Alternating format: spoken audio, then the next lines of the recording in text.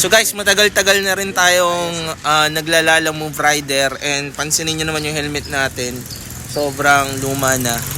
Kaya siguro it's about time and it's a reward kasi sobrang dami nating ginagawang trabaho, no? Dali, wait lang na.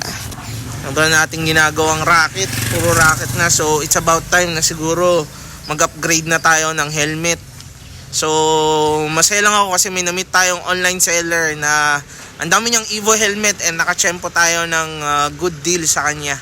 So tara, samahan niyo ako para makuha na natin yung bago nating helmet. Hello kuya, so ito si kuya. Pakilala ka kuya. Kuya? Joel. So kuya, na-meet kita sa marketplace, no? Pero ang dami mong Evo helmets. So ngayon bebenta mo ako ng napakalupit na helmet. So sama mo akong buksan kuya yung helmet na makukuha ni Bagwis. Alright. Ayan guys, so ito yung kasama guys, Evo sticker, and yan, Evo helmets, and then yung visor kuya, sabi ni kuya yung visor pa lang 700 na to, so libreng visor. So guys, ito na yung pinakahihintay natin. 1, 2, 3, let's go. Evo helmet na kulay blue. Yan o, yan, dual visor. Wow. So pasalamat pa rin ako sa helmet ko. Tagal ako yung nalagaan nito, pero syempre kailangan natin mag-upgrade para din sa safety. And again, ipo-promote ko si kuya. Ipapa-add ko kayo sa Facebook niya para sa lahat ng order ng Evo helmets. Yan, pwede na kayong order sa kanya. Good deal yung nakuha ko ngayon. Magkano normally mga helmet mo kuya? 2.8 po yung pinakamura. 2.8 yung pinakamura. Pero ito, nakuha ko ng discounted, so dapat second hand nga lang bibiling ko. Pero sobrang saya ko, ang bait ni Kuya Joe kasi binigay niya sa akin to sa presyong 2,400. So, pero parang last price na yan, last na yan na ganyan ang presyo no? Oh, yung iba wala na. So, anyway, thank you Kuya. So, sukatin na natin yung helmet.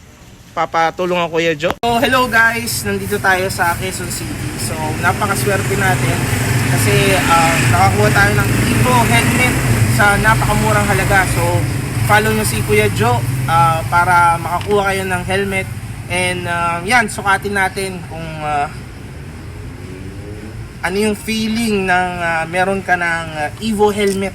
So, ito guys. Simulan natin. Alright. Yan.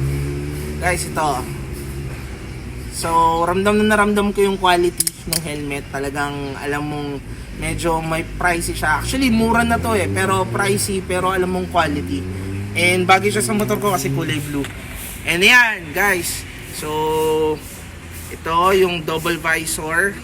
And then, ito naman yung yan. So, tanggalin mo na yung sticker. Ayan! Guys, alright, so ang gwapo guys, no? So sobrang saya ko lang kasi meron na tayong bagong helmet. And sa lahat ng mga gustong makakuha ng helmet, i-follow niyo si Kuya Joe. Lalagay ko sa kanya yung Facebook niya after nito. And then kung magpa-follow kayo sa channel ko, merong malaking chance, actually hindi lang malaking chance, I will give out a free Evo helmet galing kay Kuya Joe. So sa lahat ng mag-share, magko-comment, sobrang excited ako kasi madami pa tayong mangyayari dito sa channel ni Bagwis. So don't forget to like, comment, share, and subscribe. Push the notification bell para updated kayo sa mga video ni Bagwis. Thank you and God bless. Guys, feeling gwapo tayo sa helmet natin. Biyahe tayo, isa na lang bago tayo umuwi ng Marikina. Let's go!